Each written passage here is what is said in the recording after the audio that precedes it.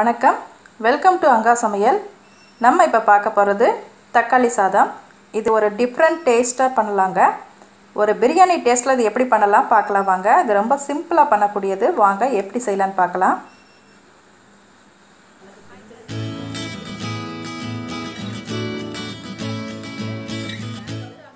இப்போ மிக்ஸி ஜாரில் ஒரு 5 சின்ன வெங்காயம், ஒரு துண்டு இஞ்சி, ஒரு 4 வெள்ளைப்பூடு போட்டுக்கோங்க. நல்லா குறப்பாக அரைச்சி வச்சுக்கோங்க. இப்போ அடுத்து ஒரு மிக்ஸி ஜாரில் ஒரு 8லேருந்து 9 தக்காளி எடுத்துக்கோங்க. சின்ன தக்காளியாக இருக்கிறதுனால நான் ஒரு 9 தக்காளி எடுத்திருக்கேன். இப்போ இதையும் நம்ம மிக்சியில் போட்டு அரைச்சி எடுத்துருவோம். பாருங்கள், இந்தளவுக்கு அரைச்சி எடுத்துட்டால் போதும். ரொம்ப நைஸாக அரைக்கணும்னு அவசியம் இல்லை. இப்போ ஸ்டவ் ஆன் பண்ணிவிட்டு குக்கரை அடுப்பில் வச்சுருங்க. இப்போ இதில் எண்ணெய் ஊற்றிக்கலாம். கொஞ்சம் எண்ணெய் கூட ஊற்றுங்க, அப்போ தான் நல்லாயிருக்கும் டேஸ்ட்டு.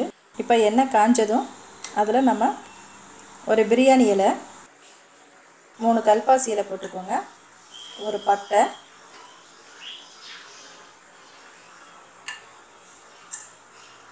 ஒரு அனாசி பூ போட்டுக்கோங்க. ஒரு 4 கிராம்பு போட்டுக்கோங்க.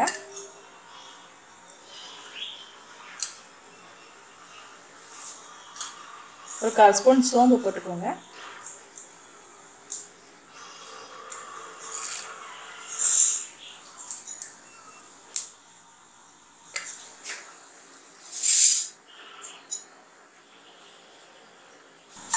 இதெல்லாம் நம்ம வறுத்துடுவோம்.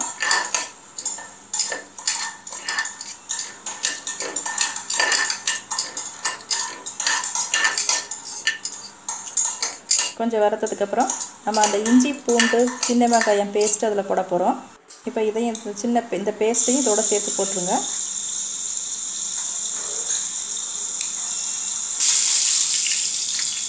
பச்சை ஸ்மெல் போகிற வரைக்கும் நல்லா வதக்குங்க.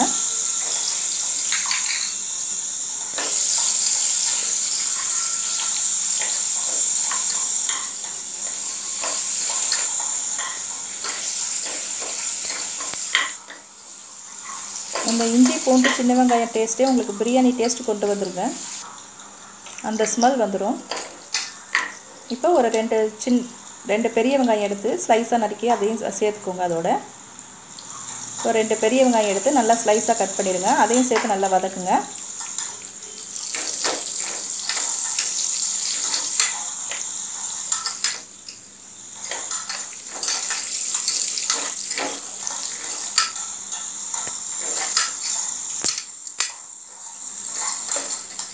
வெங்காயம் ஓரளவுக்கு வதங்கிடுச்சு.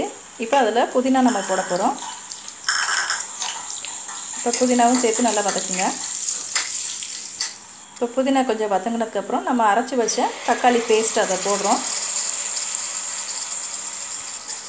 இப்போ தக்காளி பேஸ்ட் போட்டதுக்கப்புறம் இப்போ கொஞ்சம் நல்லா வதக்குங்க.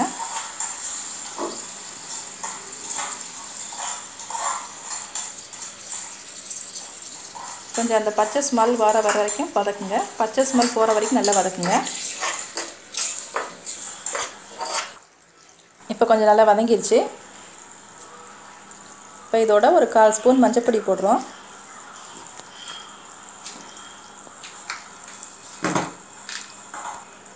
முக்கால் ஸ்பூன் மிளகாத்தூள், 1/4 ஸ்பூன் கொத்தமல்லி பவுடர், தேவையான உப்பு போட்டுக்கோங்க. இப்போ எல்லாம் சேர்த்து நல்லா வதக்குங்க.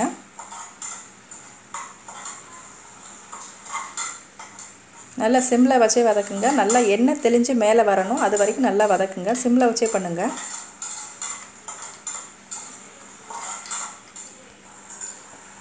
பாருங்கள், நல்லா எண்ணெய் தெளிஞ்சு மேலே வந்துருச்சு.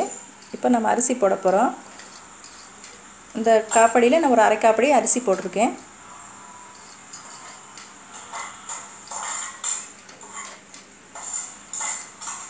பாருங்கள், இப்போ நல்லா எண்ணெய் தெளிஞ்சு மேலே வந்துருச்சு.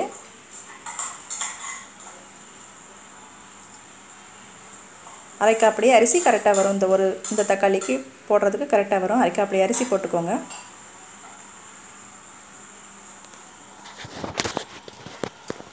இப்போ அரிசி இதில் போடுங்க. இப்போ அரிசி போட்டதுக்கப்புறம் அதையும் நல்லா சேர்த்து எல்லாத்தையும் மிக்ஸ் பண்ணுங்கள் நல்லா.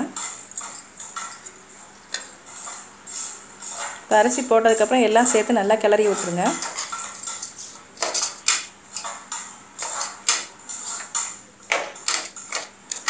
இப்போ அரிசி அந்த தக்காளி பேஸ்ட்டோடு சேர்த்து நல்லா மிக்ஸ் பண்ணிடுங்க.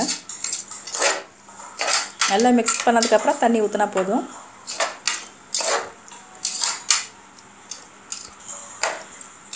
இப்போ அந்த படிக்கு ஒரு படி தண்ணி ஊற்றினா போதும். ஒரு படி அரிசிக்கு ஒரு படி தண்ணி ஊற்றினா போதும். ஏற்கனவே தக்காளியில் பேஸ்ட் இருக்கனால அதில் கொஞ்சம் தண்ணி இருக்கும். அதனால் ஒரு படி மட்டும் ஊற்றுங்க தண்ணி. அப்போ தான் கரெக்டாக உதிரியாக வரும். நல்லா தண்ணி ஊற்றி கலந்து விட்டுருங்க. நல்லா கொதிக்க ஆரம்பிச்சதுக்கப்புறம் நம்ம விசில் போட்டு மூடி வைக்கலாம். இப்போ கொதிக்க ஆரம்பிச்சிருச்சு. இப்போ மூடி வச்சுருங்க. குக்கரை மூடி வச்சுட்டு விசில் போட்டுருங்க.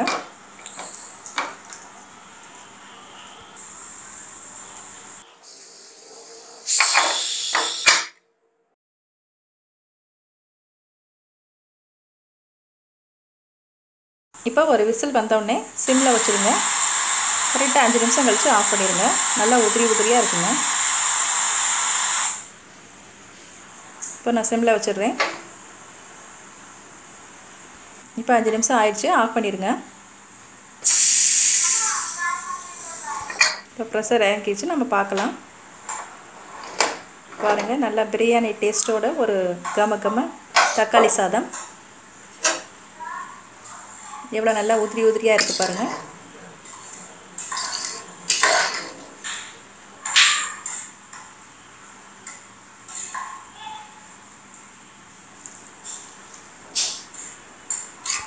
தக்காளி சாதம் ரெடி ஆயிடுச்சு.